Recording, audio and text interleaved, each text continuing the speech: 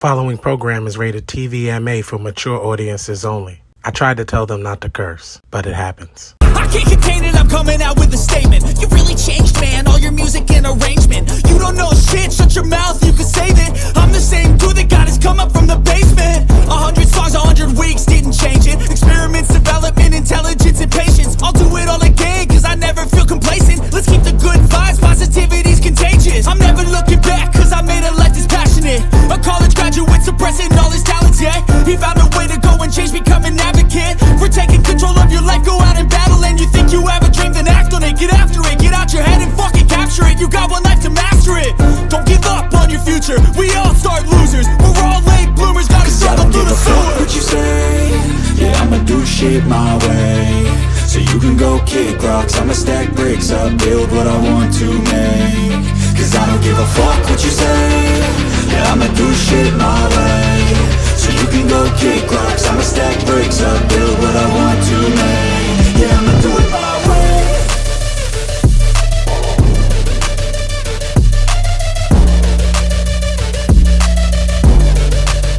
Yeah, I'ma do it my way.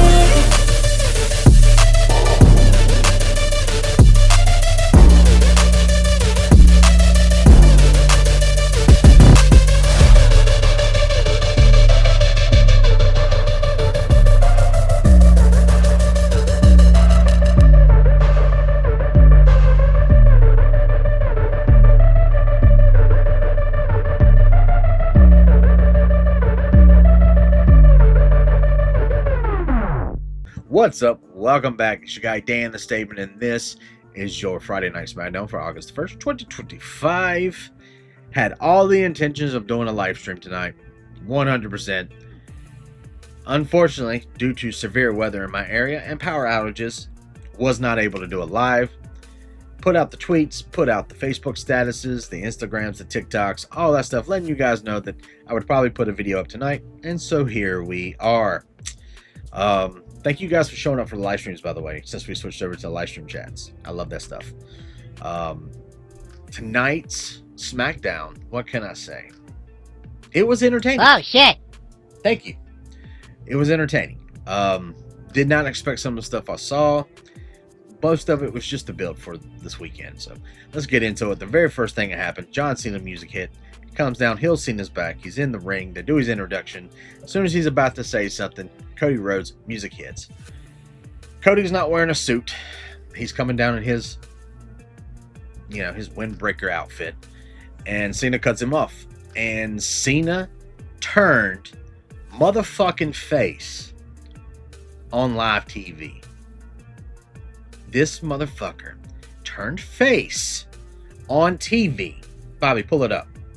Pull it up. Thank you. John Cena is back as a face. Okay, I guess they had to do it one way or another, but I did find something in his promo that was interesting. He goes, "The Rock, the rap star, and these other Hollywood people left me hanging."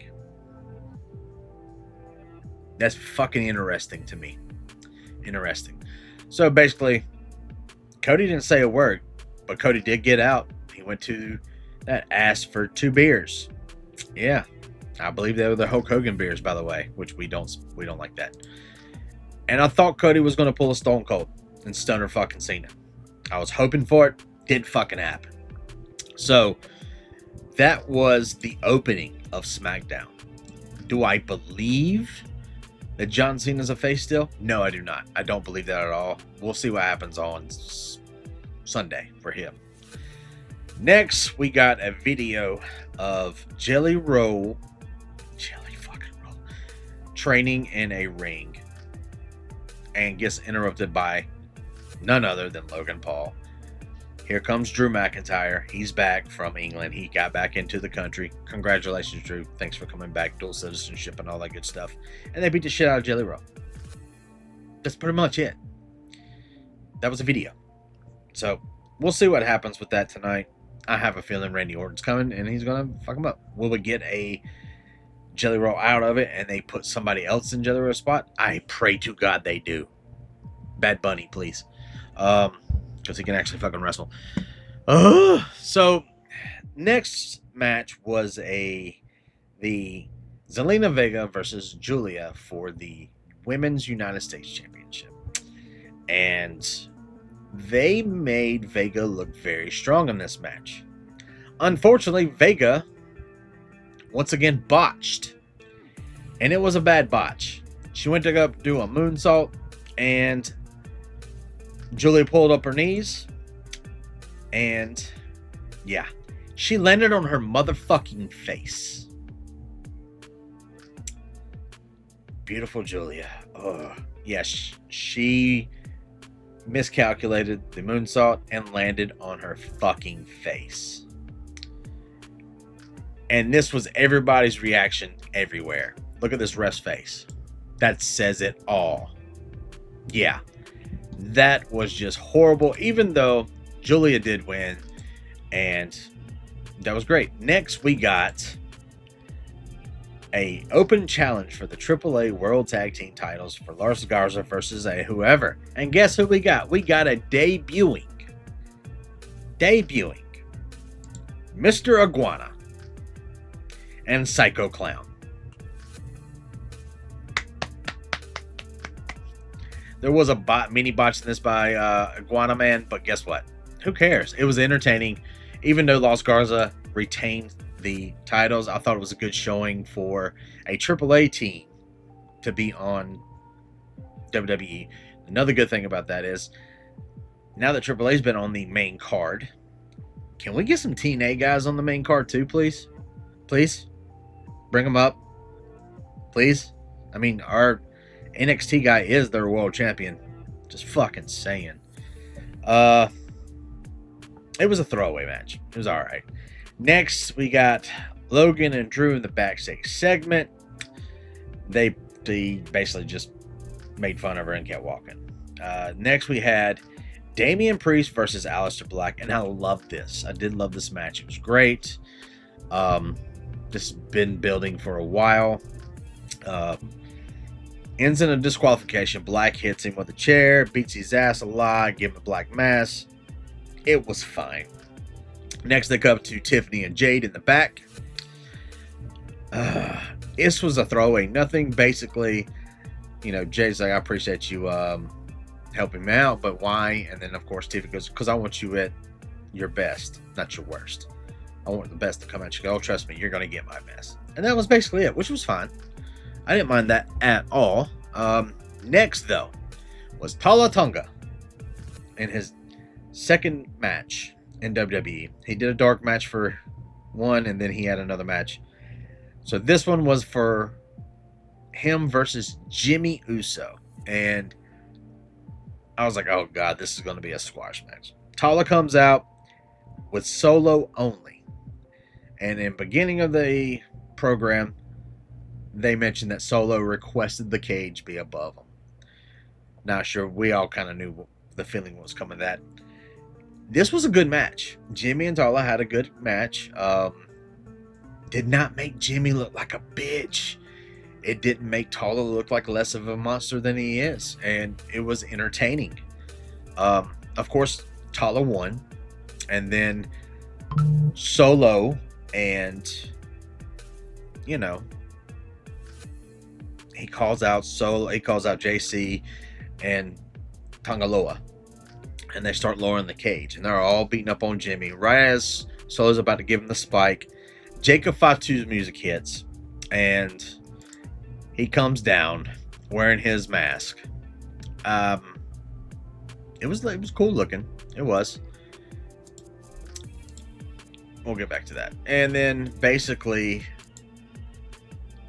he rolls in the ring. He helps, Solo and Tala get out of the ring. That leaves JC Mateo and Tangaloa in there, and Jacob beats the shit out of him. Pretty much. Trapped in a steel cage. Entertaining. It was entertaining. Like I said, didn't make Tala look like he's a complete monster, but didn't make him look like a bitch either. Jimmy had a good showing. I was okay with this. Next, we got a backroom segment with Bliss and Charlotte. Not friends, just partners. But for the fans, they're liking this team. You can see it when they go out there. People are cheering it. When they're in the backstage segments, like now, you heard behind them, the entire crowd was doing the woo. WWE's doing a good job of making Charlotte more likable with Alexa, and we'll see how that will turn out this weekend. Not sure, but you know what? I'm okay with it. Next, we had Logan Paul and Drew McIntyre to cut a promo. They did normal, just, heel promo work. And then you see a car pull on the back, and Jelly Roll gets out holding his jaw, slams on the hood, and then they go to a wide shot, and Randy Orton slams the door on the driver's side, and they start walking out. Aldis and the security are trying to stop them, and they get in the ring, and all hell breaks loose. Typical throwaway for ending of Smackdown on the way to SummerSlam. Did it make Jelly Roll look good? No, it fucking didn't. Jelly Roll looks so uncomfortable in the ring. This is not his forte. He should not be in this match. I think it is a disservice to the industry for Jelly Roll. If you wanted to have a good match with Logan Paul, bring Bad Bunny in. That's who it should have been. And that way, because Bad Bunny actually respects the sport. Jelly Roll's a fan. He is. But he's a music artist. And his punches look like shit. His form like shit. But he has been trained by Kevin Owens, Jacob Fatu, and Albert. What was his name? I can't remember his name. Matthew Blum. They have been training him. And honestly, I think he needs more training. Do not send him out there. He's going to either hurt himself or get somebody hurt. Not a fan of that. Not a fan of that at all. Let's get into SummerSlam right quick. We will be doing a live cast of that this Saturday and Sunday. I'll probably be doing it on the Wolfpack. Of course, you can watch it here on the channel as well. We'll always do that. I am very excited about SummerSlam because I am a fan of a lot of people on this card. So let's just go through the card. If you watched the Wolfpack Wrestling Podcast last night, we brought on a special guest, and we gave our predictions where this could be going. So first and foremost, we have Karrion Kross versus Sami Zayn. I'm going to pick Karrion Kross for this. He needs it. Sami doesn't need it. Sami's been there long enough. The fans love Sami. Karrion Kross, this is his time to shine. And yes, despite of everyone saying that they offered Omos a contract, but not him, is full of shit. Karrion Kross and his wife, Scarlett, have signed a contract months ago. So shut the fuck up. That's ridiculous. SummerSlam, Randy Orton, Jelly Roll, Logan Paul, Drew McIntyre. Honestly, the worst match on this card by far. Don't care who wins, but to me, Drew and Logan Paul need to win this match. That's just where I'm going. The women's tag team match, you have Raquel Rodriguez, Roxanne Perez, Charlotte Flair, and Alexa Bliss. I'm going to say this. I'm not the only one that said this. Said it on the Wolfpack. Enforcer said it. Raquel and Roxanne are a better tag team than Liv and Roxanne. 100%. They gel better. They look better together. They communicate better. They look like they belong, and they have wrestled together for a lot longer than her and Liv. Love Liv Morgan. Do not get me wrong, but here we go. Charlotte and Alexa as a tag team. Alexa's getting Charlotte back and good with the fans. I don't care what anyone says. That's her job, and she's doing it. As far as these titles, I don't think they need to change hands just yet. I have Raquel and Roxanne retaining 100%. Let it go through. Keep going. Tiffy versus Jade. I am very torn on this. I have a feeling that WWE is going to do a shock value this weekend for a lot of things, and we could see Jade as a champion. I don't think she's ready, but I love Jade. Jade is one of my favorite ones to watch. She looks amazing. Her ring work has gotten better. I don't care what anyone says, it has gotten better. But Tiffy time is stale. It's time for a change. I don't think Jade's winning this because they're going to set up a triple threat at this year's new Mania or next year's Mania against Bianca, Naomi, and Jade for the belt. Not this belt, the women's world heavyweight belt. Just saying. Next, we got the Yeet Master and Roman Reigns taking on the Bronze. Honestly, it don't matter who wins this match. It's going to be fucking entertaining. 100% entertaining. Don't know who's going to win. Don't care. This is just going to be one of those good, entertaining matches. And honestly, who needs it? The Bronze need it. The Bronze need this match. Finally, the main event of SummerSlam Night 1. Gunther, the World Heavyweight Champion, versus CM Punk. You all know that I am a huge CM Punk fan. I have a feeling this is going to be one of those matches that gets messed with a little bit. And what I mean by that is Seth Rollins is still out there with the briefcase. Yeah, they say he's hurt, but anytime that someone gets hurt and they have surgery, what does WWE do? They tweet out Seth Rollins went to undergo surgery and it's come out great. Looking at this time, they haven't done that at all. Seth has been seen out in public with a cane. I do not believe he is 100% hurt. I think this was just a storyline thing. So, I will get back to this match and the CM Punk feud with Seth Rollins in a little bit. We'll come back to that. I hope CM Punk wins, but we'll get back to it. There's a two-parter for this. Night 2, we have the throwaway TLC anniversary match with DIY, Andrade and Rey Fenix, Faxium, Motor City Machine Guns, the Wyatt Six, and the Street Profits. This was here's a match bye. That's what this is. I do have a feeling that the Hardy Boys will be in attendance in the show. If they're not involved in this match, they'll be in attendance. And if they're going to be in attendance, so is Bubba Ray and Devon, because they do have a tag team match either in TNA or Fourth Rope. One of the two. Becky versus Lyra Valkyria. Valkyria is winning this match. Don't really care about this match. Dom Mysterio versus AJ Styles. Dom's retaining. AJ has been in a talking feud with Trick Williams and a couple other people in TNA, so he just showed up at TNA. I wouldn't be surprised if he loses this match and then we see him in a program on NXT against Trick Williams for the TNA World Title. Just saying, I can see that happening. Dom wins this match. Jacob Fatu versus Solo Sikoa in a steel cage for the United States Championship. Solo Sikoa is winning this match, and I'll tell you why. A returning Tamatonga. The Island Boys will be complete this weekend. The MFTs will be complete this weekend. Jacob is going to lose this match. 100%. And if he does win the match, he will be severely attacked by all the Island Boys by the end of the match. Let's get to the Triple Threat Women's World Heavyweight Title match. You have Mami, Rhea Ripley, Io Sky, and proceed with caution, Naomi. Naomi is not losing this match. I'm sorry. WWE has humongously shoehorned Rhea Ripley and Io Sky into every main event. Rhea does not need a title. She can supersede the title. She is the women's version of Roman Reigns in this company. She is more over than any woman on this roster. She doesn't need the belt. Io, once again, they put a rocket on her ass and she's flying to the moon. She's been great, but Naomi's going to retain this match. She's going to retain her title, and we're going to see her with a lengthy title reign till WrestleMania, unless she gets hurt.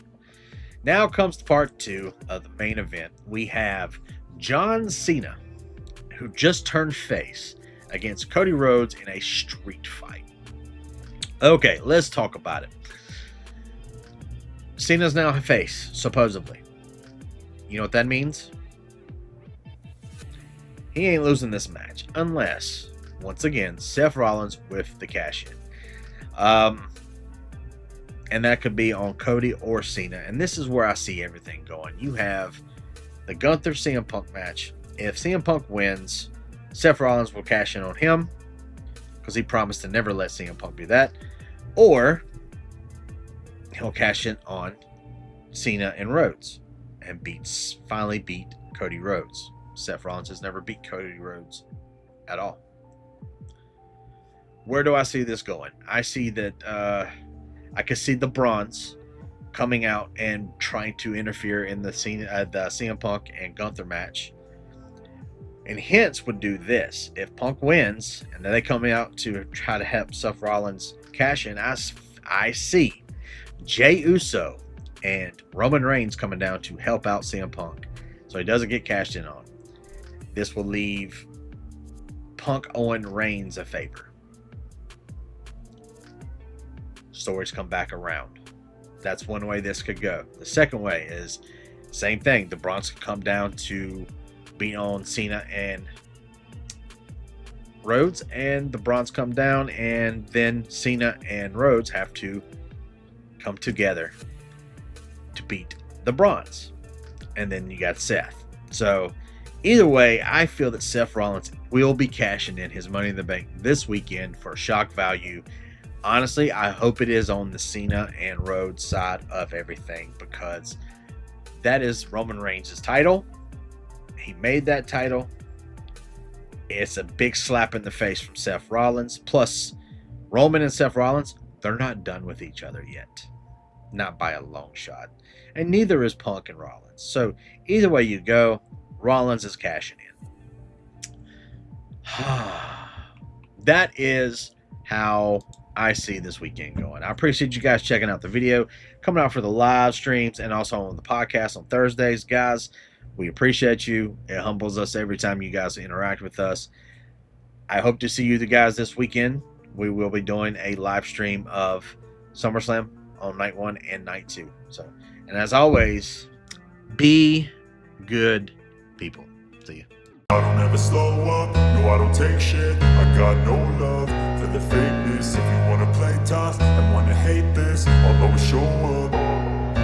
I don't ever slow up, no I don't take shit. I got no love for the fakeness. If you wanna play tough and wanna hate this, I'll always show up and make a statement. I don't ever slow up, no I don't take shit. I got no love for the fakeness. If you wanna play tough and wanna hate this, I'll always show up and make a statement. Everything I do so instinctive and so passionate. Every word I move so descriptive like an adjective. I got a vendetta against people who patented being negative when you should be getting after it. I got facts over tracks, this and that. Spitting slow, spitting fast, I could roast, I could gas. Think I'm okay at last, but I don't know if that can erase all the past. And the pettiness, a reflection of the emptiness. Hilarious, you think you're worth my time, you're delirious. Mysterious, because you hide behind a fake exterior. Inferior, you know I'll always be a bit superior. Get off of me, this ain't no humble brag. I want you to hear words, you can say them back. I want